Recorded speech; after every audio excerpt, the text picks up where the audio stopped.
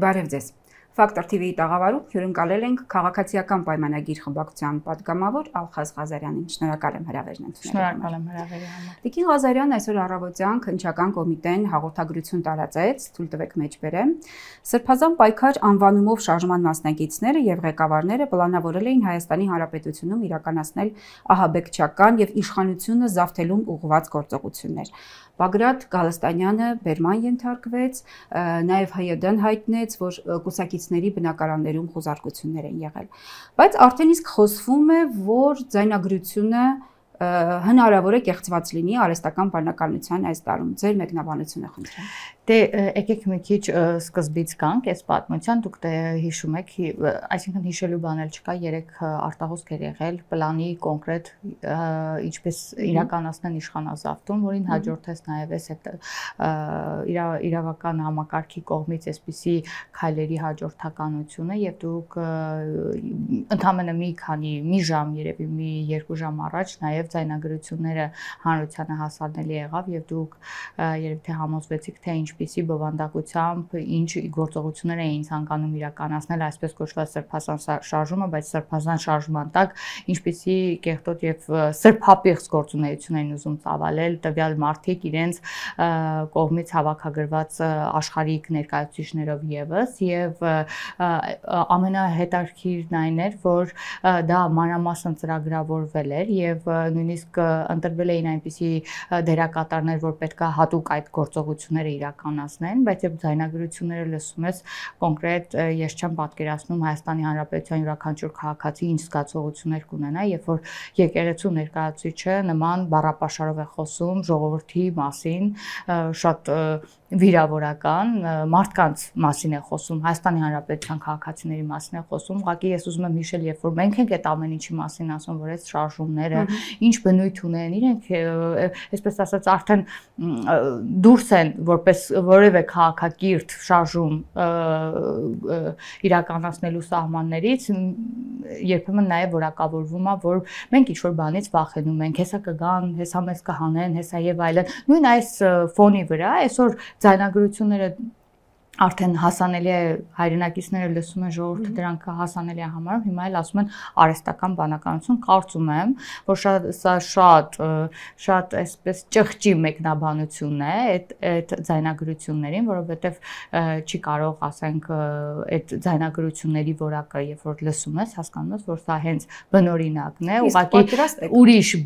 ուրիշ բան դա որակավորել, փորձել ինչ-որ մի բանով դա մանիպուլացնել, որ սա ինչ-որ ձև սարքած է, շատ ծիծաղ Միջազգային փորձառության պատրաստ եք ներկայացնել Ես այո, իհարկե, բնականաբար ամեն ցանկացած հարցում էլ մենք պատրաստ ենք յուրաքանչյուր քայլին պատասխանատու մոտենալ, բայց ամենակարևորը, որ այսօր մենք պետք է փաստը արձանագրենք, որ ահաբեկչական գործողություն է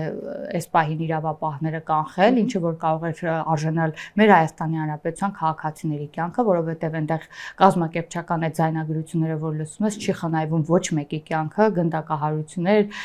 մերցնել, չգիտեմ ինչ բառապաշարով ինչպես, ինչ է սա արվում, դա անզորությունից է արվում։ Բագրատ Գալստանյանը քանի անգամ հնարավորություն է ունեցել հեռուստաեթերով կամ ամեն ինչով խոսալ եւ նորմալ քաղաքական գործիքակազմով պայքարել, եթե իրոք ինքը քաղաքական գործունեություն էր ուզում իրականացնել։ Փաստից էլ բարձր է, սա քաղաքական գործունեություն, սա ահաբեկչություն էր եւ իշխանազավթման փորձ։ Բայց այս ձայնագրությունները այս պահին հրապարակելը որքանով էր օրինաչափ, նախաքննական գաղտնիքը։ Նախաքննական գաղտնիք, մարդու անմեղության կանխավարկած եւ այլն ամեն ինչ մի կողմ դնենք, ես իրականում միջև ձեզ մոտ գալի այսպես ճանապարհին եմ ծանոթացել ձայնագրությունների բովանդակությունից եւ ես էլ այսպես զարմացած այդ բովանդակություններից, նույնիսկ չեմ էլ խորացել այս պահին որտեղից է այն հրապարակվել եւ ինչ ճանապարհով։ Ես կարծում եմ հիմնավոր փաստարկներ կան, որոնք որ անհերքելի են, այդ իսկ պատճառով այդ ձայնագրությունները այս պահին նախաքննությանը որևէ խոչընդոտ, որովհետև հիմնավոր են եւ չեն կարող այլևս փոփոխության ենթարկվել։ Լավ, երբ հայտի դարձավ պլանը։ Այո, պլանը նշվեց Civic-ում գրվեց, որ ընդդիմության ներսում իշխանության վստահելի աղբյուրներն են ԿՊ-ին փոխանցել եւ այստեղ բանալի բառը հենց ընդդիմության ներսում իշխանության վստահելի աղբյուրներն են։ Կներեք հարց մի այսպիսի խորհրդարանական ընդդիմության ներկայացուցիչներն են փոխանցել։ Ես ճիշտն ասած ծանոթացել եմ այդ պլանին այնպես ինչպես երևի թե դուք, որովհետև ես էլ լրատվականից եմ ծանոթացել ու մինչև հրապարակվել եմ մենք դրանց հենց հրապարակվեց ոնց որ ու մենք էլի գործեր ունենք անելու, նիստեր ունեի բան ու ծանոթացել եմ զուտ լրատվականներից այդ պլանի հետ եւ ես չգիտեմ նրանք ինչի մասին են խոսում, անկեղծ ասած ոնց ակնհայտ է որ իրենց մեջից արտահոսք է եղել բայց թե իշխանության ներկայացուցիչ ընդդիմության մեջ մի տեսակ չեմ էլ պատկերացնում նման մարդկանց։ Իսկ երբ է այդ փաստաթուղթը հայտնվել ՔՊ-ի ձեռքում։ Այդ փաստաթուղթը լրատվականներում հայտնվել է 3 ՔՊ-ի ձեռքում։ Ես տեղյակ չեմ, ՔՊ-ի ձեռքում դա չի հայտնվել, դա հայտնվել է լրատվականներում։ Ես լրատվականից եմ ծանոթացել կոնկրետ այդ փաստաթղթին ծագումը եւ ընթացքը տեղյակ չեմ։ 3 քաղաքացիական պայմանագրի վարչության նիստներ, որին նաև դուք եք մասնակցում, վստահ եմ, որ քննարկել եք նաև այս հարցը, այնտեղ չխոսվեց երբ է հայտնվել ՔՊ-ի ձեռքում։ Ինչու եմ ասում, որովհետև կարծիք կա, որ այդ ձայնագրությունները եւ Բագրատ Գալստանյանին վերագրվող այդ հեղաշրջման պլանը տևական ժամանակ է Փաշինյանի եւ ԱԱԾ-ի սեղանին ընտրված եւ այսպես կոչված Փաշինյան կաթողիկոս հակամարտության իրական պատճառը հենց սա է եղել։ Կիսում եք այդ կարծիքը թե ոչ։ Տեսեք, վարչության նիստ է տեղի ունեցել, վարչության նիստից հետո թե ինչի մասին ենք մենք քննարկել վարչության նիստի ընթացքում, լրիվ տարբեր թեմաներ էլ եղել է այդ մասին հրապարակում, եւ ես կարող եմ ասել, որ իրականում մենք բոլորս կոնկրետ ես չեմ հիշում իմ շրջապատից որևէ մեկը, որ այդ թղթին ծանոթ լիներ ավելի շուտ, քան 3 հրապարակվել է լրատվականների միջոցով։ Եվ դրա համար ես հիմա ասեմ ՔՊ-ի ձեռքում հայտնվել, նման հիմնավորումը կարծում եմ անհիմն է, որովհետև եկեք էլի նորից ասենք, դա ՔՊ-ի ձեռքում հայտնվել չէր, դա լրատվականում է հայտնվել եւ բոլորս այդ թվում վարչության մասնակից Ալխաս Ղազարյանը ծանոթացել է լրատվականների միջոցով։ Մենք վարչության նիստում քննարկել ենք այն ամենը, ինչ որ արդեն պաշտոնական հրապարակվել է երիտասարդական կառույցի ձևավորման վերաբերող հարցեր եւ ներքաղաքական ներկուսակցական թեմաներ առանձնապես, եթե հետեւել եք ռիլսերից, ես վերահսկող հանձնաժողովի անդամ եմ, մենք նման հարց 3 չենք քննարկել, եթե իրականում նիստերը փակեն այսքանը կարող եմ ասել, բայց կարող եմ ասել, որ մեր քննարկման առարկաներն ու թեմաները լրիվ այլ են եղել, ինչի մասին արդեն պաշտոնական եղել է։ Բայց եթե 3 երկ հայտնի դարձել, մենք ընդհանուր առմամբ ես ասեմ, մենք վստահում ենք մեր իրավապահ համակարգին։ Ես շոկահարված եմ լինում մենակ մեր ընդդիմության այդ նկրտումներից, այդ ազգակործան քայլերից, ահաբեկչական քայլերից ու ժողովրդի նման անվանարկելու, ժողովրդին այսքան ժամանակ չարժեքավորելու, ժողովրդի կարծիքը հաշվի չառնելու իրենց քայլից։ Իրենք արդեն վաղուց հնացած է այդ մոտեցումները, որ պետք է իշխանությանը կան իշխանազավթման, փող ծախսելով, ահաբեկչություններով։ Ի վերջո պետք է հասկանանք այս բոլորի նախադրյալներ մենք տեսել ենք մարտի 1, մենք տեսել ենք հոկտեմբերի 27, ու ես գոհ եմ մեր իրավապահ համակարգին, վստահում եմ ու տեսակ իրենց ինչպիսի հետևողականությամբ այդ քայլերը իրականացնում են ու այսօր մենք մի մեծ, այսպես ասած, ահաբեկչությունից մեր ժողովրդին ու մեզ պաշտպանեցինք։ Դա իհարկե գոհունակության արժանի քայլ է, մենք վստահ ենք այն ինստիտուտները, որ ստեղծում ենք ու ստեղծել ենք ու աշխատում են, իրենց գործն անում են։ Բայց այնուամենայնիվ անդրադառնալով ձեր ասացին, որ դուք տեղեկացել եք լրատվամիջոցներից, այն տարածեց միայն Civic AM-ը, որը կուսակցական կայք է, կարող եք այսպես ասել, չէ՞ որ ՔՊ-ի կայքն է, պաշտոնականը չէ, պաշտոնականը ՔՊ-ն է, բայց Civic-ը դե այդպես ասել չենք կարող ասել, հիմա դուք եք շատ լրատվական, շատ ինչպես հրապարակում հիմա եւ տարբեր տեսակի նյութեր եք հրապարակում, հիմա ասենք, եթե դուք մի քանի անգամ քաղաքացիական պայմանագիր կուսակցության անդամի եք հրավիրել կամ նրա հետ հարցազրույց եք անցկացնել, ուրեմն դուք քաղաքացիական պայմանագրի լրատվական եք, ուրեմն եթե բանա դուք կարող եք ինչ-որ բաներ հրապարակել, ես դեմ եմ նման որակավորում տալ որևէ կայքի, բայց հիմա որտեղից դուրս եկավ այդ փաստացի հայտնի դարձավ հասարակությանը։ Հիմա որ լրատվական էլ հրապարակեր նման կարծիք ձևավորելու էր։ Իդեպ երեք երբ այդ պլանը հրապարակվեց, խորհրդարանական ընդդիմության ներկայացուցիչները հարցազրույց էին տվել եւ կարծիք էին հայտնել, որ այդ պլանի հեղինակը հենց ինքը իշխանությունն է։ Էլի էժան մանիպուլյացիա, ոնց որ այսօր ձայնագրությունների հեղինակը արհեստական բանականությամբ է ստացել, այս անգամ էլ սա են ասում, ես ճիշտն ասած նույնիսկ բավականին լավ պլան էին կազմել ի տարբերություն միջևս իրենց ցանկացած մտքերի ու բաների, որ նայում էր բավականին վտանգավոր եւ ես ինքս էլ ծանոթանալով բավականին բանը լուրջ վերաբերվեցի այդ պլանին։ Ձայնագրությունները հրապարակվելուց հետո գուցե կարելի էր այդպես ասել, բայց երբ որ կարդում էինք պլանը, այս պլանին ասել, չէ, այնտեղ այնքան էլ կուռ չէր, այդպես ասելիքը հստակ չէր, համամիտ չեմ ձեզ այդ առումով, նույնիսկ ներեցեք Դանիել Իոաննիսյանն էր կարծիք հայտնել, որ ինչպես կարող է ընդդիմությունը կազմած լինել այդ պլանը, որտեղ ասենք օլիգարխիա է ներկայացվում։ Դե փաստը որ այդ մարդիկ օլիգարխ են, ինչ որևէ մեկը չգիտի կամ ասենք իրենց գրած պլանի, ես ասում եմ նույնիսկ զարմացած եմ բավականին իրենց մակարդակի համեմատ որակով պլան էին կազմել, որովհետև միջևս ինչպես իրենց ցանկացած քարտը այնքան կանխատեսելի ու ձախողման ենթակա քայլեր են, տեսեք իրենց իմպիչմենտի գործընթացները, իրենց այսքան ժամանակ արած որևէ քայլ, այս պլանը մի քիչ ավելի լուրջ կորակավորեի, քան նրանք, որ միջևս իրական մեզ նմանակելով փորձում էին հեղափոխություն կամ հեղաշրջում անել։ Այսինքն շատ անլուրջ քայլերի բան են, բայց ինձ թվում է վերջում իրանց ինչ-որ ուժեր օգնության են գալիս եւ որոշել են մի քիչ ավելի այսպես բան անեին, էլի ահաբեկչություն, այդ հասկացան, որ չեն կարող քաղաքական գործիքակազմը որևէ կերպ պահեքարել, ընտրություններին հույս չունեն, որ որևէ մեկը իրենց կաջակցի, հիմա ինչ են անում, բոլորին այսպես ասած կոպիտ ասած փուրը տալով ժողովրդի կյանքի վրա բան անելով, ամեն ինչ իրագործելով հասնեն ինչ-որ հեղաշրջման։ Իդեպ ցուցակում ներառված էր նաև Ալեքսանյանը, Սիթիների սեփականատերը, որը հեղափոխությունից հետո հանդես չէր գալիս քաղաքական ելույթներով, այսպես ասած, մարդը գտել էր, որ ինքը բիզնեսմեն է եւ վերադարձել էր իր բիզնեսին։ Զարմանք չառաջացրեց, որ ինքը նաեւ ինքն էր, այսպես ասած, ժողովրդով ապահովելու դերում։ Ես ճիշտն ասած կհորդորեի հենց Ալեքսանյանից այդ պատասխանը ստանալ, որովհետև էլի եմ ասում, ինչպես դուք այնպես էլ ես այդ պլանը կարդալուց տեսա անուններ, որ մի քանի անուններ է իհարկե հիշատակված, որոնց մեջ նաև Ալեքսանյանի անունը, թե պատահաբար, թե իրապես ես կարծում եմ պետքա Ալեքսանյանից այդ պատասխանը ստանալ, բայց այնտեղ որ քանակով մարդկանց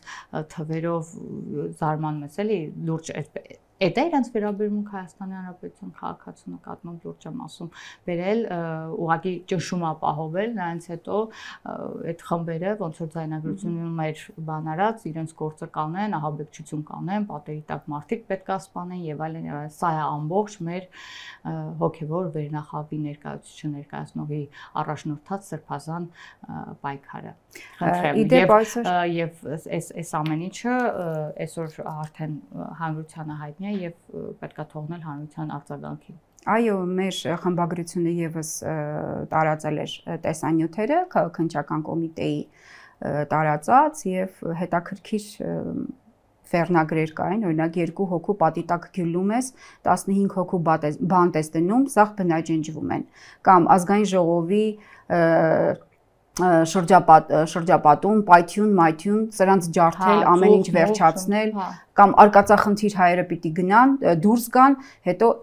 էշերն ու վախկոտները հետևից։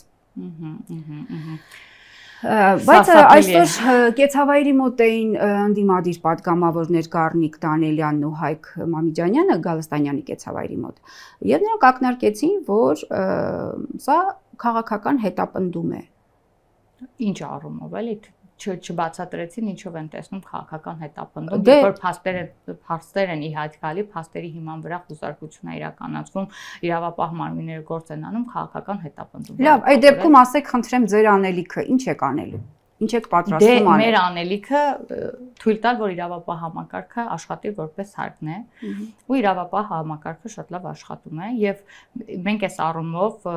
մեր անելիքն է, որ մեր ինստիտուտները ուժեղացնենք, որպեսզի կարողանանք նման փորձանքներից, այսպես ասած, հեռու մնալ։ Մենք ինչքան էլ ասել ենք, որ թե դատական համակարգը, թե իրավապահ համակարգը եւ ամեն ինչը մենք պետք է հասցնենք այն մակարդակի, որ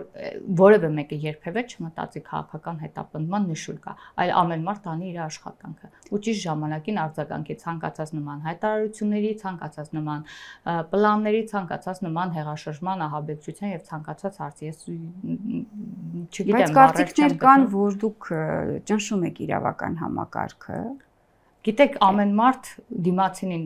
այն աչքով է նայում, ոնց որ ինքն է։ Մենք գիտենք 30 տարի ոնց է եղել իրավական համակարգը, մենք գիտենք դատական համակարգը ոնց է եղել եւ բնականաբար նրանց ուղեղով չի կարող անցնել, որ իշխանություն կարող է լինել ու որևէ մեկին չճնշել։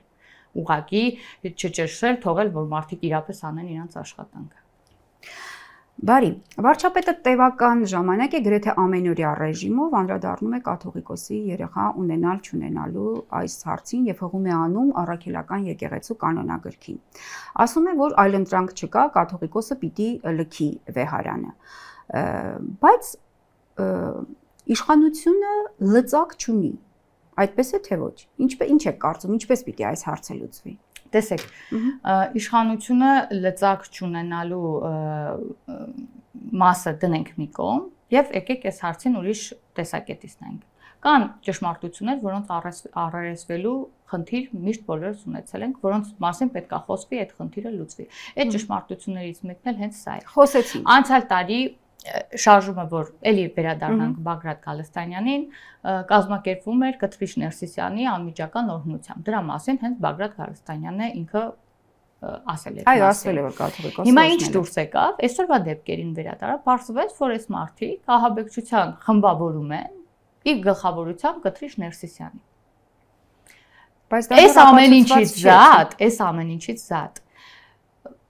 Կտրիշ Ներսիսյանն էլ իրավունք չունի, եթե լծակներով են զբաղվի Հայաստանի Հանրապետության արտաքին քաղաքականությամբ եւ այլ գործերով, բայց փաստացի դա նրանց չի խանգարում քաղաքականությամբ զբաղվել։ Բայց նորություն չէ, որ կաթողիկոսը մյուս կողմից, ներեցեք խոսքս ավարտեմ, կաթողիկոսը ընդունում է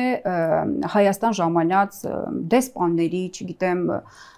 պաշտոնյաների, Եթե այդպես եղել նրանց հանդիպումը կաթողիկոսի հետ, նրանք հանդիպում են, ոչ մի խնդիր չկա։ Բան չունեմ ասելու այս առումը, բայց Կտրիշ Ներսիսյանի կազմբանը այդ ուխտադրուժ լինելու հանգամանքի հետ պետք է մի օր առերեսվեր, որովհետև կան եկեղեցու կյանքում էլ տեսեք կան քահանաներ, ամուսնացյալ քահանաներ, որոնք որ ենթարկվում են անմիջապես կուսակրոն քահանաներին, այսինքն նրանք ունեն վերադասություն։ Հիմա այս ամուսնացած քահանաների նկատմամբ այնպես չէ, որ ամեն ինչ արդարացի է ու շատ էլ իրենցից է ազդակ գալի ինչ-որ տեղեր, շատ բարի, այդ ամեն ինչը գիտենք, բոլորս իմացանք, բայց որն է լծակը իշխանության։ Ինչպես է այս հարցը լուծելու։ Փաշինյանն ասում է, որ պիտի հեռանա կաթողիկոսը։ Ինչպես։ Լծակ չունի։ Մենք ուզում ենք, որպեսզի կաթողիկոսը հայտարարի, որ ինքը ունի զավակ եւ դրանով հանդերձ խախտելով իր կանոնագիրքը ինքը այսքան տարիներ եղել է կաթողիկոսը լռում է եւ ենթադրենք մենք կշարունակի լռել։ Ինչպես է այս հարցը լուծել։ Մենք շարունակելու ենք խոսել այս այո, միջև չստանանք դրա պատասխանը։ Եվ եթե ամոթ ունենա, եւ եթե իրոք որոշ քանակի այդ իրեն համարի հոգեվորական, ինքը պետքա հենց օր առաջ այդ ամեն ինչին վերջ տալ, որովհետեւ ճիշտ չի, արդար չի, իրավացի չի, վերադասություն ունենալ են պարկեշտ քահանաների ու մյուս հոգևորականների նկատմամբ, երբ որ դու չունես դրա համար բոլոր անհրաժեշտ պայմանները։ Իդեպ Civic AM-ը երեկոյան երբ հրապարակեց հեղաշրջման պլանը, կոլաժում նաև կաթողիկոսներ, ինչ կապ կա, որովհետև այնտեղ չկար Լևոն Տեր-Պետրոսյանը, այդ մասին գրառում արեց նաև Աննա Հակոբյանը, որ պլանում ներառված չէ առաջին նախագահը։ Նույնի մասին, նույն բովանդակության մասին քիչ առաջ էլ խոսեցի, որ Վազգեն Գալստանյանի, որը հիմնական դերակատարներից մեկն էր այդ պլանի եւ հենց իր անունով էլ այնտեղ կետել կար նույնիսկ, միշտ ասել է, որ ինքը օրհնությամբ է Կտրիշ Ներսիսյանի այս շարժը, այսինքն սա պլանավորված է եղել հենց անուծակ Կտրիշ Ներսիսյանի մասնակցությամբ, այսինքն Վազգեն Գալստանյանը չի գործել առանձին որպես առանձին հոգևորական, որ քաղաքական հայտ է ներկայացրել, այլ գործել է հենց անմիջապես նրա օրհնությամբ կամ աջակցությամբ, օրհնությամբ ասելը դա իրենց բառապաշտն է, որն արդեն այլևս իրենց համար արդիական չէ։ Եվ մի հարց էլ